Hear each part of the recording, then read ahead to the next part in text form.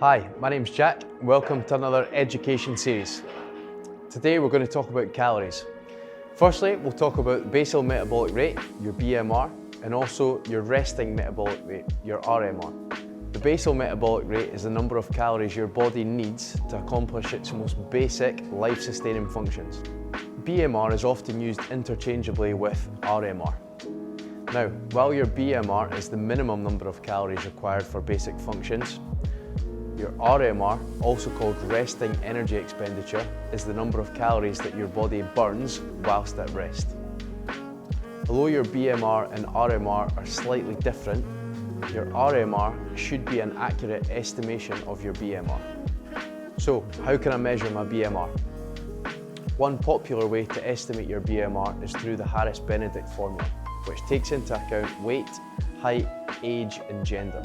We're going to put a link for the formula up at the bottom of the video.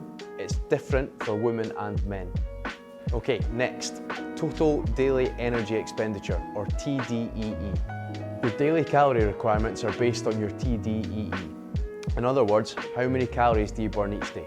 TDEE consists of multiple types of measurements that assess the amount of energy your body uses each day.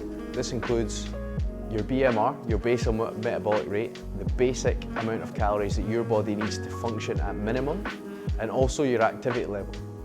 BMR, as I said, is the number of calories that your body needs to thrive and function each day. It's directly related to your body weight and makes up the bulk of your daily calorie intake. Your physical activity and daily movements make up the majority of the remaining calories. Together, these two account for more than 90% of your total daily energy expenditure. So, bringing it all together, even though we can use these formulas to estimate what our BMR and TDEE calories may be, this doesn't account for the current and past calorie consumption. If you've spent a long period of time under-eating relative to your TDEE and are now maintaining weight, it's likely your body has adapted to conserve energy, and this is now your new set point. We call this maintenance calories. Conversely, if you've been eating above your estimated TDEE and you're also maintaining weight, it's likely that your metabolic rate has increased.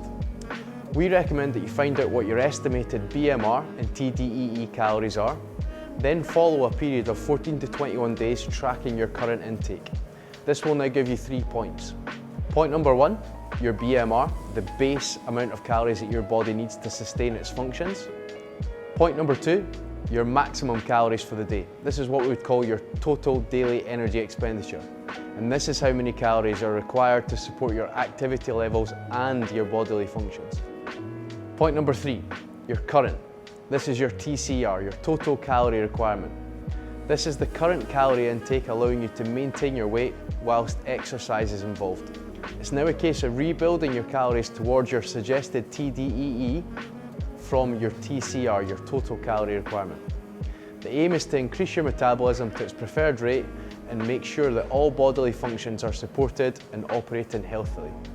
We do this before we move into any specific fat loss or muscle gaining phase.